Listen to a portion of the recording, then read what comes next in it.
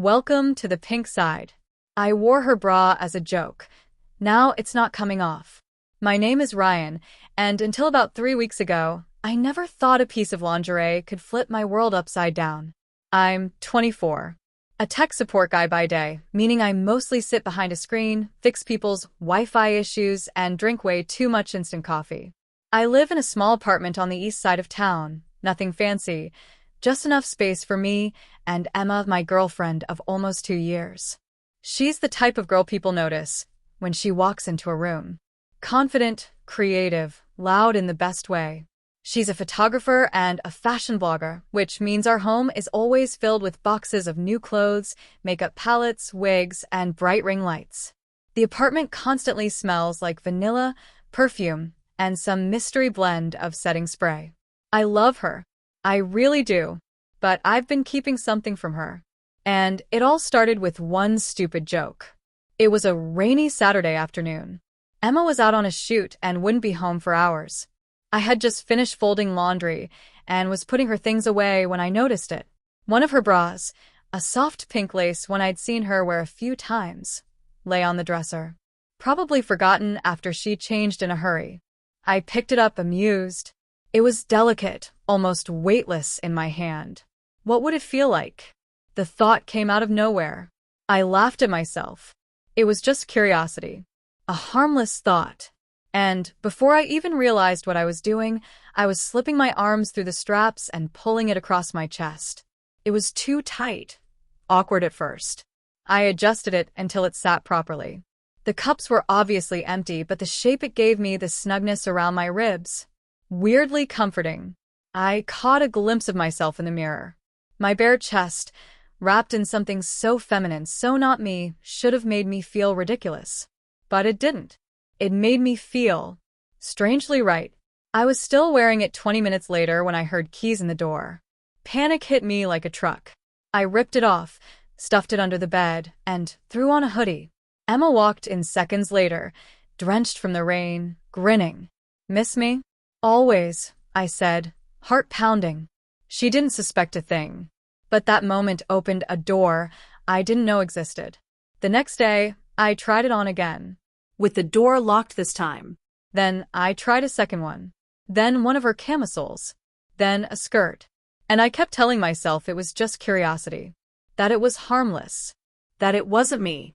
But the more I dressed, the more I realized I couldn't stop thinking about it. The way the fabric hugged my body. The way I stood differently. Looked different. Felt different. I started ordering things online, just small things. A bralette in my size. Sheer tights. Lip balm with a hint of pink.